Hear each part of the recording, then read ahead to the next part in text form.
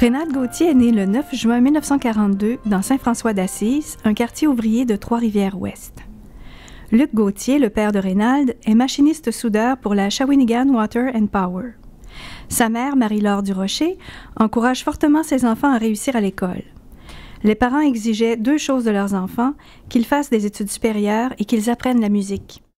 Aîné d'une famille de 6 enfants, Raynald a 2 sœurs et 3 frères. Les 6 enfants de la famille sont allés à l'université. 3 deviendront médecins, Raynald et 2 de ses frères, Jacques, qui vit maintenant en Allemagne, et Michel. L'échec scolaire n'est pas une option chez les Gauthier. Il faut prendre ses études au sérieux et les réussir avec de bonnes notes et dans les délais prévus. Raynald fait son cours classique au séminaire Saint-Antoine, où il est pensionnaire, et au séminaire Saint-Joseph de Trois-Rivières. Il apprend le solfège, le chant et le piano. Il est reconnaissant à ses maîtres de musique d'avoir eu la patience de lui enseigner parce qu'il préfère de loin le sport et le plein air. Il fait partie des scouts, ce qui lui permet de se rapprocher de la nature.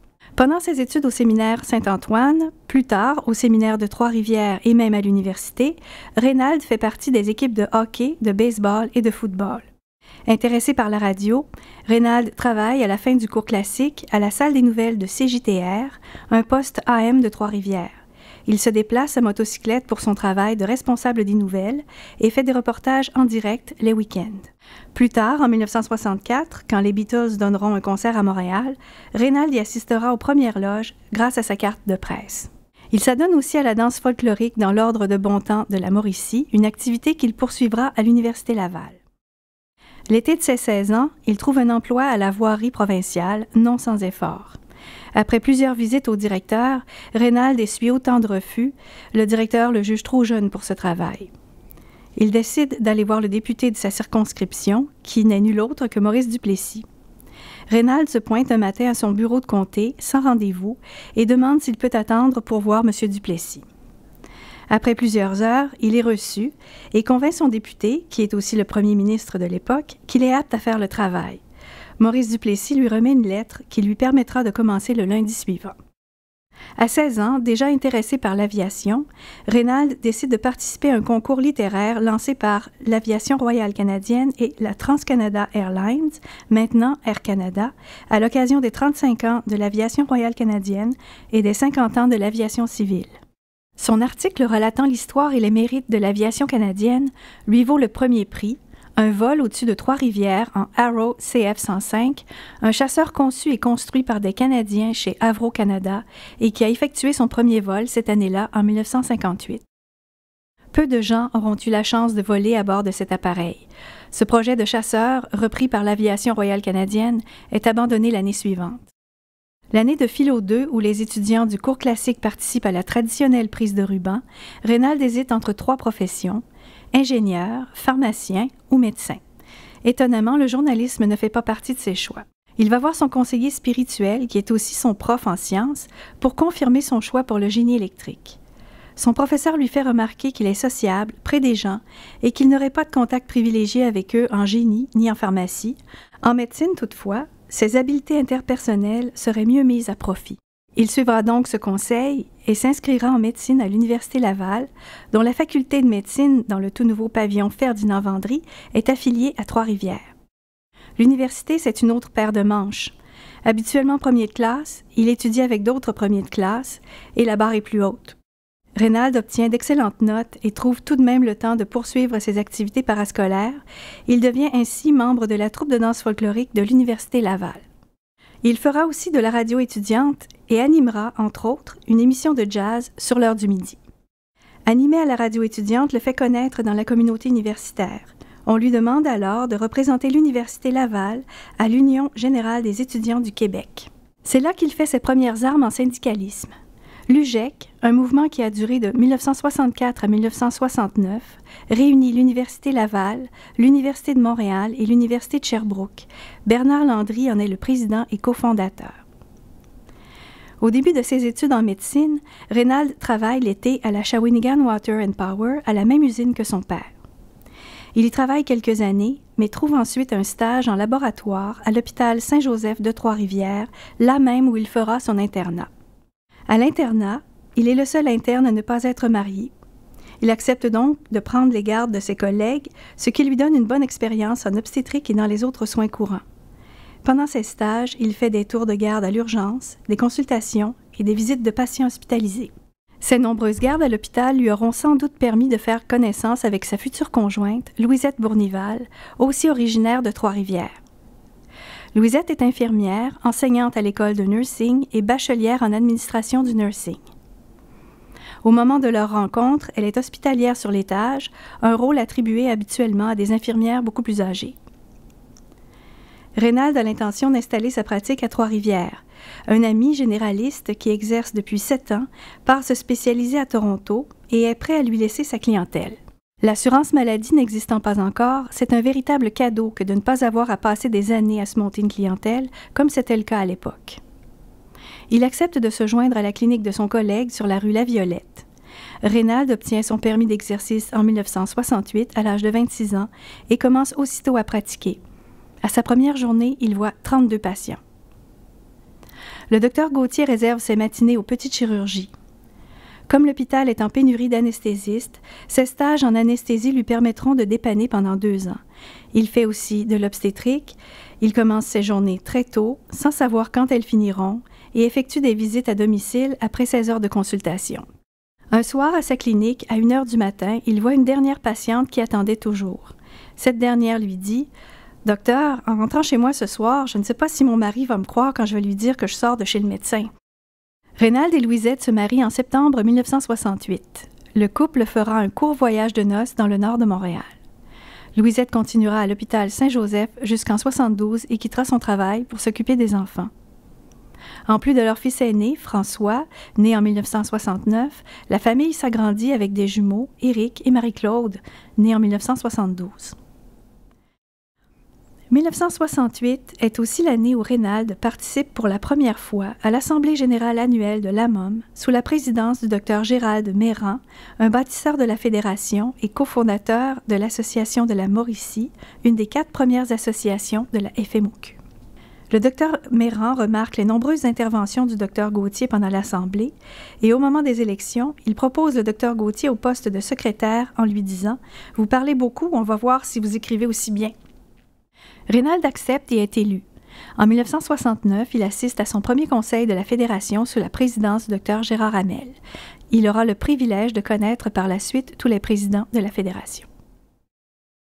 Après 5 ans comme secrétaire de l'Association de la Mauricie, de 1968 à 1973, puis comme trésorier de 1981 à 1991, il sera élu à la présidence 10 autres années, de 1991 à 2001.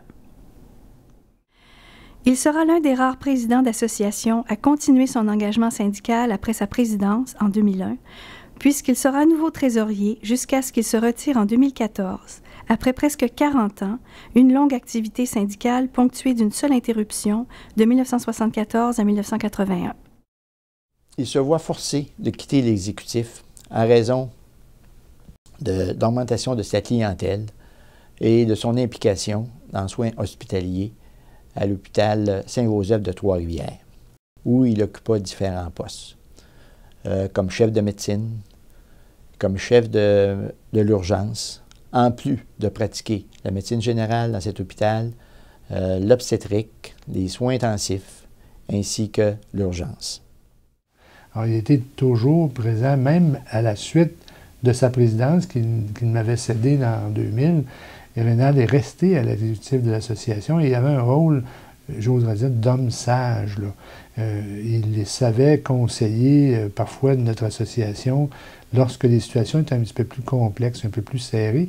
Puis c'est toujours bon d'avoir des gens qui ont vécu des choses qui peuvent s'apparenter, peuvent être similaires dans le passé. Parce qu'ils pouvaient nous dire, bien, on a déjà vécu des choses comme ça, ou nous rappeler pourquoi on vit ça présentement aussi. Parce que le présent tient un peu de ce qui s'est fait dans le passé. Et lui pouvait nous rappeler toutes ces choses-là. Il est nommé membre honoraire du CMDP de l'hôpital Sainte-Marie quand l'établissement devient, en 1998, à la suite du virage ambulatoire, le Centre hospitalier régional de Trois-Rivières. Il fera partie du conseil d'administration du C3S de Trois-Rivières de 2007 à 2013. En 1969, le Dr Gauthier rend visite à un ami pilote.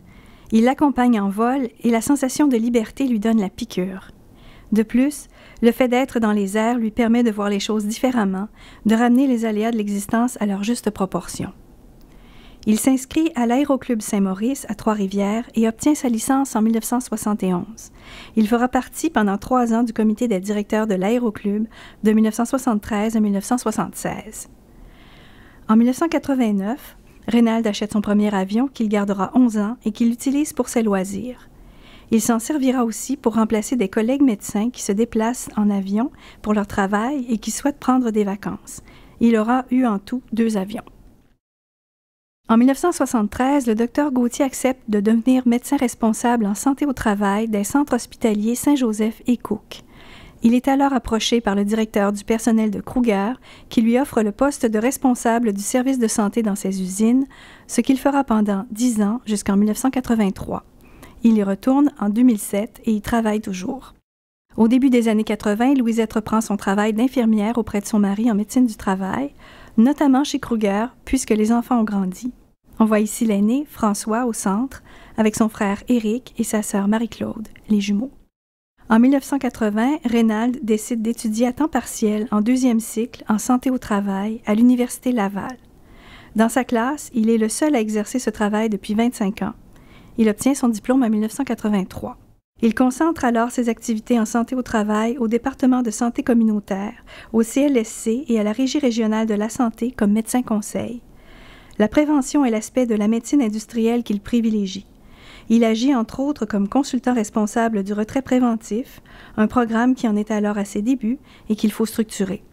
Il enseigne aussi comme chargé de cours à l'Université du Québec à Trois-Rivières pendant 7 ans à partir de 1989 au programme de maîtrise en hygiène du travail où il met sur pied et donne un cours sur les maladies industrielles.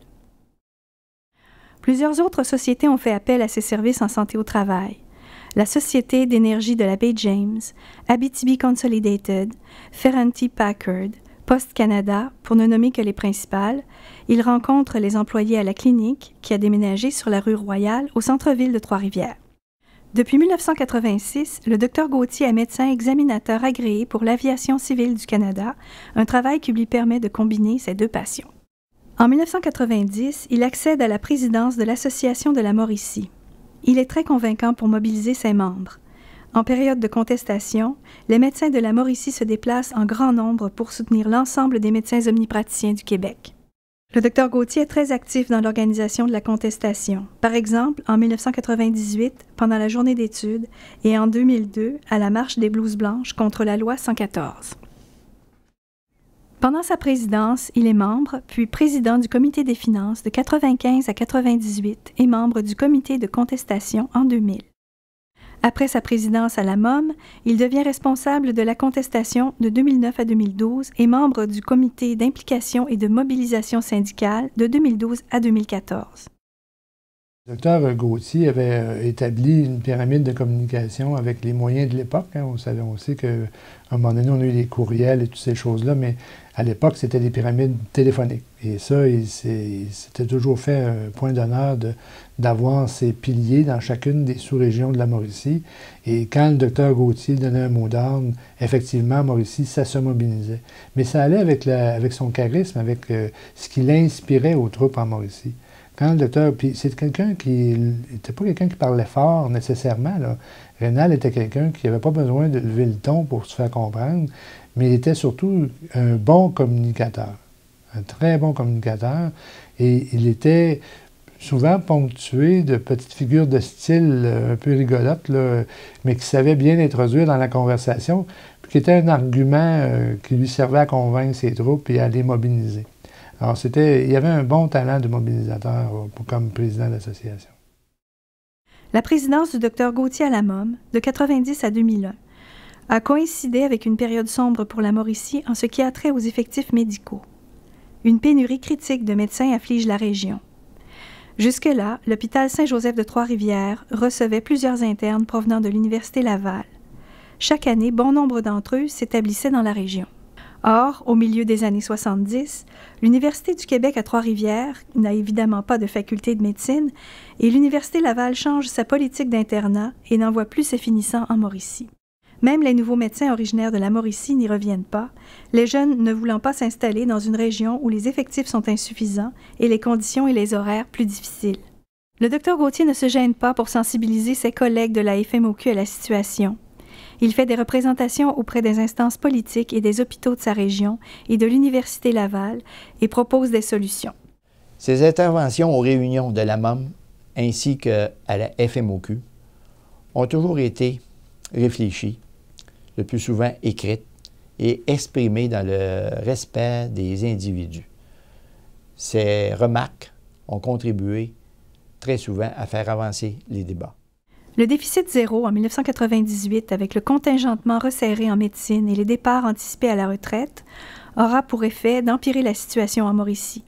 Le tout culmine en 2000 avec la crise de Shawinigan, quand le décès d'un patient à l'urgence est attribué à un bris de service faute d'effectifs. Même avec l'arrivée des PREM et des AMP, la côte sera longue à remonter en Mauricie. Dans mes souvenirs du docteur Gauthier, un des plus importants, ce sera quand même la période de sa présidence de 90 à 2000. Et vers la fin des années 90, la Mauricie souffrait énormément de la crise de pénurie d'effectifs médicaux en médecine de famille. Et ça n'a jamais été contesté, c'était véritablement la pire région au Québec, avec sur un taux de 76 % d'effectifs nécessaires pour couvrir les besoins de la région. Ce qui était difficile, très difficile pour les médecins du coin, qui a donné lieu d'ailleurs à des crises particulières, des crises qu'on a connues à Shawinigan, notamment à la salle d'urgence, où il y avait eu des bris de service, faute de médecins pour... c'est arrivé à 2 reprises d'ailleurs, faute de médecins pour assurer le service à la salle d'urgence. Ça a amené le docteur Gauthier, à un moment donné, à prendre une position là, par rapport à interpeller la Fédération. Et le docteur Gauthier était quand même un médecin, et il est toujours un médecin très pro-fédération. La Fédération des médecins praticiens du Québec, pour lui, c'est quelque chose d'important. Il a cumulé certaines fonctions, d'ailleurs, notamment au niveau du comité des finances. Donc, pour lui, c'était important, mais toutefois, il reste que il a voulu, j'oserais dire, interpeller la sensibilité de la Fédération à l'époque sur la problématique des effectifs médicaux, ce qui l'a amené, à un moment donné, aussi à une prise de conscience, à une prise de position, eu égard à son rôle et son mandat comme président de notre association. Et en Assemblée générale annuelle, il s'était publiquement posé la question « Qui suis-je? Suis-je le représentant de la Fédération en Mauricie ou le représentant de la Mauricie à la Fédération? » Et ça l'avait amené à prendre la deuxième position, donc à se positionner comme représentant, comme le défenseur des médecins de la Mauricie face à la Fédération, et à être très exigeant face aux solutions qui seraient mises de l'avant pour régler le problème des effectifs médicaux. Ça lui a valu une ovation, il ne faut pas se le cacher, et je pense que ça lui a donné beaucoup d'affection de la part des médecins de famille de la Mauricie, et ça l'a positionné, j'oserais dire, à vie, dans le cœur des médecins de la Mauricie, comme un membre émérite, comme médecin défenseur des intérêts des médecins de famille. En 1991, le ministère de la Sécurité publique cherche des coronaires investigateurs pour la région de la Mauricie, puisque ceux en place souhaitent se retirer. Le Dr Gauthier accepte de prendre ce mandat et suit une formation intensive à la morgue médico-légale sur Partenay, à Montréal, qui comprend la théorie le jour et une garde le soir où des cas réels sont investigués. Au cours de sa carrière de coroner, le Dr Gauthier est appelé sur des cas particulièrement tragiques dans la région. En 2000, l'accident d'un minibus en route pour la cabane à sucre emporte 8 enfants dans une collision. Cet accident est appelé dans la région la tragédie des anges. En 2001, un avion frappe la tour de diffusion du Mont-Carmel et y reste pris avec son pilote à bord. Le docteur Gauthier doit aller en hélicoptère pour faire le constat du décès du pilote. Et on ne parle pas des nombreux accidents de voitures et de motoneige. Une des particularités du docteur Gauthier, c'était qu'il se déplaçait tout le temps.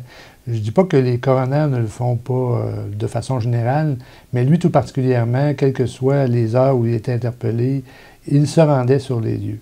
Et ça, je crois que c'était quelque chose qui était très apprécié de la part du service de police, duquel il était très près. On sentait que ce rôle de coroner-là, il le prenait très au sérieux. C'est pas un travail qu'il faisait comme de l'extérieur en ne considérant que les papiers qui lui étaient envoyés pour faire l'analyse des circonstances et des causes de décès, mais il allait sur place. C'est un rôle où il jouait son rôle, bien sûr, de fonctionnaire de l'État, mais en même temps, son rôle de médecin. parce qu'il allait regarder, à la manière qu'un médecin peut le faire, les circonstances d'un décès, puis naturellement émettre immédiatement sur place les hypothèses les plus plausibles quant à la cause du décès. Et ça aussi, ça faisait de lui un coroner particulier. Coroner pour laquelle l'association aussi s'est toujours engagée. Rénal ne fait jamais les choses à moitié. Là. Et l'association a cumulé des fonctions administratives, on m'a dit, de trésorier à l'association pendant de nombreuses années. Je pense qu'il l'est toujours d'ailleurs. Des principales fonctions du coroner, qui sont de déterminer les causes et les circonstances d'un décès, d'établir s'il était évitable ou non, et d'émettre des recommandations s'il était évitable, c'est certainement la partie des recommandations qui est la plus importante aux yeux du Dr Gauthier et qui constitue sa plus grande motivation. Il exerce encore avec passion ce métier, en plus d'assumer la fonction de trésorier à l'Association des coroners du Québec depuis 1998. Moi, j'ai connu le Dr Rénal Gauthier comme coroner. Moi, je suis président de l'Association des coroners du Québec depuis 20 ans. Et lui, il a été nommé trésorier depuis le début de notre association où je suis intervenu dans la direction de l'association. C'est quelqu'un qui était toujours omniprésent. C'est quelqu'un qui a une qualité que pas beaucoup de personnes ont, c'est qu'il ne vieillit pas. Si vous regardez les photos du docteur Gauthier des 20-25 dernières années, je pense qu'il a arrêté de vieillir il y a plusieurs années. Je ne sais pas comment ce qu'il fait, mais on est encore à la recherche de son truc. C'est quelqu'un qui est très méticuleux. Lorsqu'il décide de s'attaquer à une problématique, il s'y jette corps et âme. Lorsqu'il y a des idées à défendre, il les défend souvent, à répétition et de plusieurs façons. De telle sorte qu'à la fin, on a l'impression que ses idées sont les nôtres. Mais c'est quelqu'un capable de se rallier aux idées de ses collègues. C'est quelqu'un de collégial avec qui on a un plaisir à travailler parce que c'est quelqu'un qui rit tout le temps, qui ricane. Même quand il choque, il a même l'air à ricaner. Puis même s'il choque, bien, on l'écoute, on trouve ça comique, là. Mais c'est pas quelqu'un qui est foncièrement méchant. C'est très agréable de travailler avec lui. Le coroner médecin a cet avantage de vivre et de savoir ce qui se passe avant, mais où les autres arrêtent, nous, on commence. C'est un métier passionnant. Et puis, il faut avoir la passion. Dr Gauthier a cette passion. Cette passion, cette patience, le temps. Il va mettre le temps qu'il faut, indépendamment de ce que ça prend. Et puis, il va finir à avoir des conclusions qui sont des conclusions importantes pour le reste de la société. Le Dr Gauthier, c'est quelqu'un qui est capable d'aller chercher aussi l'information auprès des gens du terrain. Même si dans notre conseil d'administration, c'est celui qui va se mêler à ses collègues de la base, qui va être capable d'aller chercher, je ne sais pas comment, des informations à droite et à gauche, comme un confident. Le Dr Gauthier, probablement que dans 50 ans, il va être encore avec nous autres, puisqu'il a oublié de vieillir. Je pense que la passion qu'il a comme coroner va lui coller à la peau. Donc, pour nous, c'est un atout très important et indispensable pour notre association. Le travail de coroner expose le Dr Gauthier à de nombreux cas de suicide. Les victimes sont surtout des jeunes ou des personnes âgées. Cette situation le touche beaucoup. Il est surpris et consterné par l'ampleur du phénomène, qui ne ressort pas beaucoup dans la pratique médicale régulière des médecins de famille. Rénal décide de s'engager auprès du Centre de prévention du suicide des Deux-Rives en Mauricie. Il fait partie du conseil d'administration de 2001 à 2007. Il agit aussi comme président d'honneur et porte-parole de la fondation de l'organisme. En 1998, comme de nombreux médecins approchant la soixantaine, il est encouragé à prendre une retraite anticipée dans le cadre du programme Déficit Zéro du gouvernement Bouchard. Il compte alors plus de 3000 patients. Il conserve son permis de pratique, mais n'est plus inscrit à la RAMQ. Il réussit à trouver des médecins pour plus de 2000 de ses patients, mais continue de suivre, sans rémunération entre 1998 et 2010, les quelques centaines de patients qui n'ont pas réussi à se trouver un médecin parce qu'ils sont des cas trop lourds. Il les suit toujours d'ailleurs. À cette période, il n'exerce plus pour la RAMQ, mais il obtient une dérogation pour son travail de coroner et se tourne davantage vers le privé pour la médecine du travail. Il pense ainsi pouvoir travailler à un rythme plus raisonnable. Toutefois, ce ne sera pas pour longtemps, puisqu'en 1999, avec 4 autres médecins récemment retraités de la région, il reprend du service dans le réseau de la santé, dans un secteur où les besoins sont criants, en CHSLD. Ce mandat spécifique sera renouvelé tous les ans pendant 14 ans. Le Dr Gauthier est membre actif de l'équipe de soins en CHSLD de la région de 1999 à 2015. Il est affecté à la résidence Louis de Noncourt et visite les autres résidences à l'occasion de ses gardes. Il ne soupçonnait pas qu'il serait aussi gratifiant de travailler auprès de personnes âgées, peu exigeantes et très reconnaissantes, et découvre une pratique pleine d'intérêt. Suivre cette clientèle permet de comprendre les mécanismes d'évolution des maladies de la vieillesse. Le Dr Gauthier est donc toujours très occupé. Il continue de voir ses nombreux patients âgés qui n'ont toujours pas trouvé de médecin de famille. Il est toujours coroner, trésorier de l'Association des coronaires, médecin examinateur pour l'aviation civile et médecin de la division Wayagamack chez Kruger. Il fait encore des semaines de 40 heures, plus les enquêtes de coroner, mais peut enfin prendre le temps de faire des choses courantes, être avec Louisette, faire l'épicerie, travailler autour de la maison, faire connaissance avec son voisinage. Il apprécie particulièrement les réunions familiales, voir ses enfants, Jean-François qui a étudié en génie électrique et en informatique, Marie-Claude qui a étudié aussi en génie électrique et son frère jumeau Éric qui détient une maîtrise en activité physique. Louisette et Reynald rendent visite à leur fille Marie-Claude, son mari et les petits-enfants, Thomas Jackson et Claudia, à Panama City, en Floride. Une fois l'an, au moins, il fait un road trip en motocyclette avec les copains. À compter de l'an 2000, Reynald et Louisette voyageront beaucoup de par le monde. Depuis 2009, Reynald est membre compagnon du groupe Compagnons d'une terre à l'autre, fondé par un ancien colonel et dont font partie des gens de Belgique, de France et du Québec. Le groupe organise des voyages d'échange dans différents pays d'Europe. Le Dr Gauthier agit comme médecin des voyageurs, dont beaucoup sont des anciens combattants.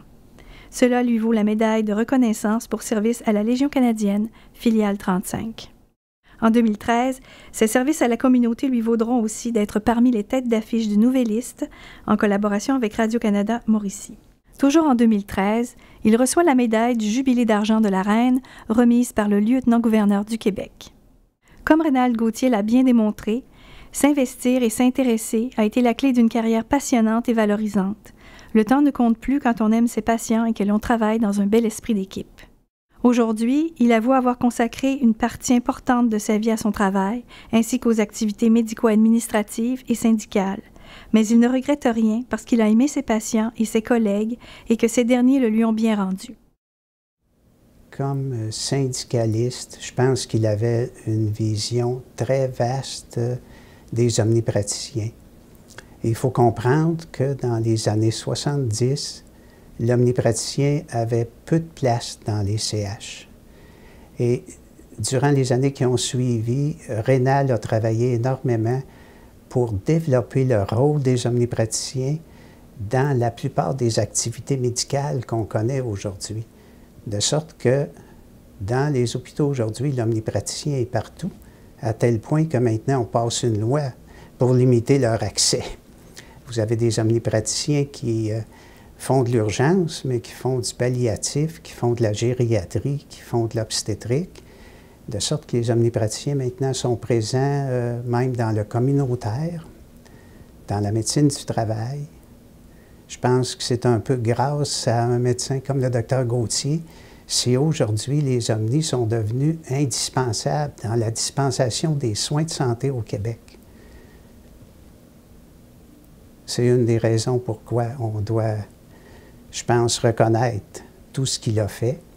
Il a donné énormément de son temps et de sa vie, je dirais, pendant 40 ans au service de ses confrères. Pour sa disponibilité si appréciée de tous, pour sa présence et son sens de l'humour, pour avoir été un médecin polyvalent et un président d'association rassembleur au service et à l'écoute de ses membres, pour s'être investi avec dévouement dans de nombreuses activités qu'il n'a pas toutes choisies, mais qui répondaient à un besoin criant dans sa collectivité, pour avoir su trouver un réel intérêt à ces activités qui s'est traduit par un engagement à long terme, Pour avoir honorablement représenté la Mauricie et les Mauriciens tout au cours de sa vie, et plus particulièrement ses collègues médecins omnipraticiens, la FMOQ est heureuse de rendre hommage à un médecin de famille et syndicaliste accompli, le Dr Reynald Gauthier, en lui attribuant le statut de membre émérite.